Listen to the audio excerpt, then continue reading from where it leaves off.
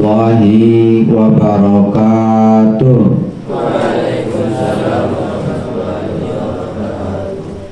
Bismillah, alhamdulillah, wa syukurillah, wa la hawla wa la quwwata illa billah. Allahumma salli ala Sayyidina Muhammad wa ala alihi wa sahbihi wa sallim ajma'in, amma ba'd. Alhamdulillah, segala puji hanya milik Allah Subhanahu wa ta'ala. Allah yang telah memberikan kepada kita banyak kenikmatan, sehingga alhamdulillah pada pagi hari ini kita bisa melakukan kegiatan dalam keadaan sehat walafiat. Salawat dan salam semoga tercurahkan kepada junjungan kita Nabi besar Muhammad sallallahu alaihi wasallam. Mudah-mudahan kita nanti bisa berjumpa dengan beliau dan mendapatkan syafaat dari Rasulullah sallallahu alaihi wasallam.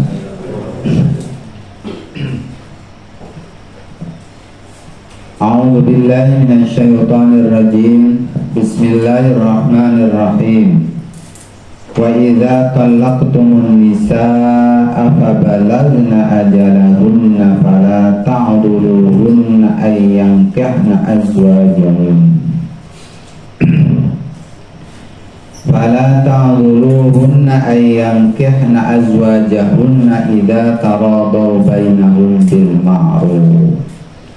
Dzalika yu'adu bihi man kana minkum yu'minu billahi wal yawmil akhir. Dzalikum azka lakum wa athhar. Wallahu ya'lamu wa antum la ta'lamun.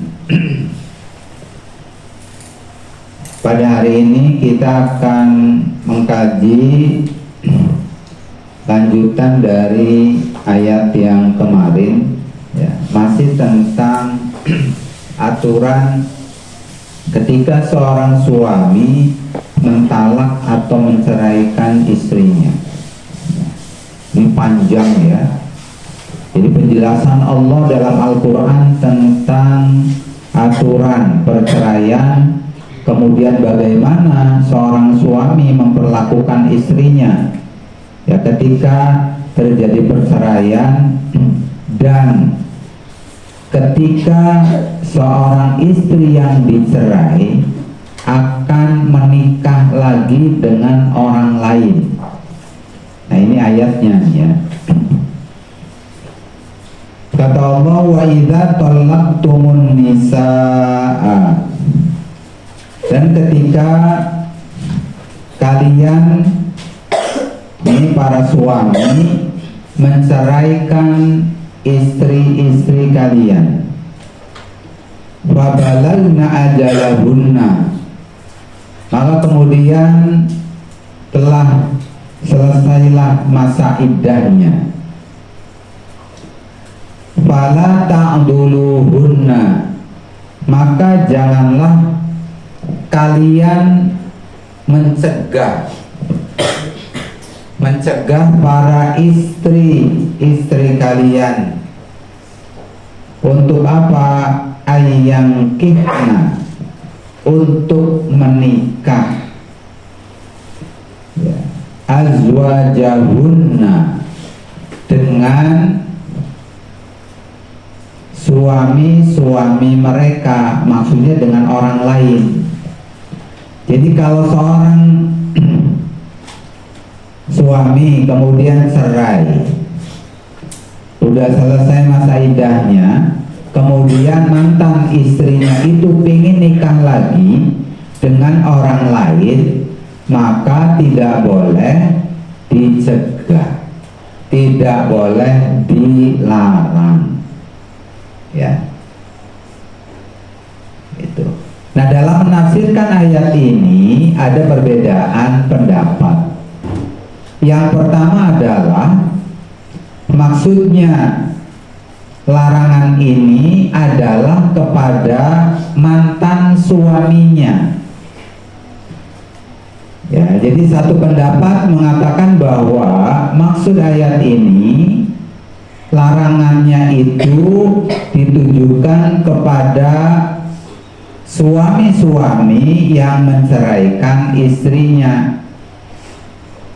Ya udah cerai, kemudian istrinya atau mantan istrinya pengen nikah lagi. Lah mantan suaminya yang tadi menceraikan itu tidak boleh melarang mantan istrinya untuk nikah lagi dengan orang lain. Ya. Jadi pendapat nih pertama, larangannya untuk mantan suaminya. Ya. Mantan suami tidak boleh mencegah, melarang mantan istrinya untuk menikah lagi dengan orang lain. Itu pendapat yang pertama. Pendapat yang kedua, larangan ayat ini itu bukan ya ditujukan kepada mantan suami, karena mantan suami kan sudah tidak berhak lagi melarang mantan istrinya untuk menikah lagi, karena kan sudah tidak ada hubungan, ya sudah pisah. Jadi terserah mantan istrinya mau nikah lagi kek, mau terus menjanda, itu terserah, ya. Oleh karena itu pendapat yang kedua, ya, ini ayat ini atau larangan untuk melarang ya seorang wanita untuk menikah lagi itu ditujukan kepada para wali. Wali ya, wali itu wali yang menikahkan ya si perempuan tadi, entah itu orang tuanya, entah itu pamannya, ya nggak boleh melarang anaknya atau keponakannya yang sudah menjanda untuk nikah lagi dengan orang lain, gitu ya. Jadi pendapat yang pertama larangannya untuk mantan suami, pendapat yang kedua untuk siapa? Wali. Kan nikah itu kan syaratnya ya harus ada wali yang menikahkan tuh, ya. Seorang perempuan nggak bisa kemudian menikahkan dirinya sendiri, harus ada walinya. Siapa walinya? Walinya orang tuanya. Kalian pernah lihat ketika akan nikah? Ada yang pernah lihat? Gimana itu ininya? Gimana prosesinya kalau akan nikah tuh? Ada yang bisa nggak?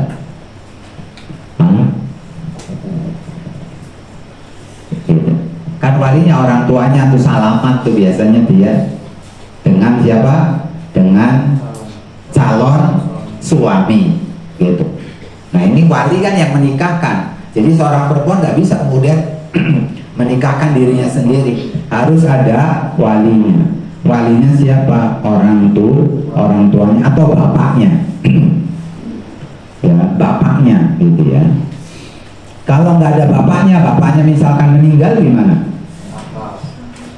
Saudara laki-laki dari perempuan tadi, ya, itu yang menikahkan, ya,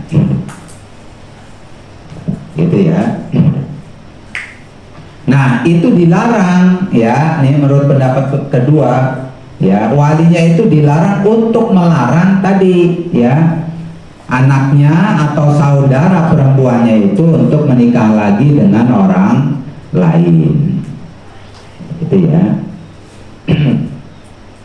Idza tarodo, ya ketika nih mereka itu sudah bersepakat ridho bainahum, di antara mereka, bil ma'ruf, dengan cara yang benar, dengan cara yang ma'ruf, ya, dengan cara yang baik, gitu ya. Jadi kalau sudah sepakat nih ya si perempuan tadi yang janda tadi ya sepakat untuk menikah dengan seorang laki-laki ya, maka ya sudah, tidak boleh kemudian melarang atau apa, tidak boleh dia mencegah ya untuk menikahkan ya anak perempuannya atau saudara perempuannya untuk menikah lagi, gitu ya, setelah habis masa iddahnya. Karena kalau masih dalam masa iddah maka tidak boleh menikah nanti setelah masa iddahnya selesai, gitu ya. Nah tadi juga disebutkan tuh kalau seorang perempuan yang tidak hamil ya, maka masa iddahnya 3 kali sucian. Perempuan itu haid, kemudian suci ya 1, kemudian haid lagi suci 2, kemudian haid lagi suci 3. Nah baru setelah suci yang ketiga itu perempuan bisa menikah lagi kalau pengen menikah lagi, gitu ya. Kenapa kok harus ada masa iddah, masa tunggu? Karena supaya memastikan bahwa dalam rahimnya tidak ada janin, tidak ada bayi, gitu ya, gitu. Karena bahaya kalau ada bayinya, ya. Nih, seorang perempuan dicerai sama lakinya, ya. Kemudian habis itu langsung nikah nih. Ternyata, gitu ya, di dalam rahimnya tuh ada bayinya lagi hamil, gitu, hamil 1 minggu, gitu. Nah itu kan berarti bukan anak itu, anak yang laki yang kedua, tapi anak yang pertama. Nanti akan terjadi masalah. Oleh karena itu dipastikan dulu nih, ya, ini rahim ya perempuannya tidak ada janin, makanya ada masa iddah, gitu ya. Oke.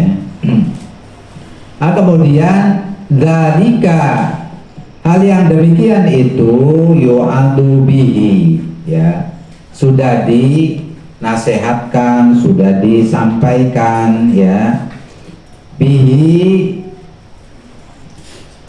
mangkana minkum, ya, kepada orang-orang di antara kalian yu'minu, ya, yang beriman billahi, kepada Allah, wal yaumil akhiri, dan hari akhir.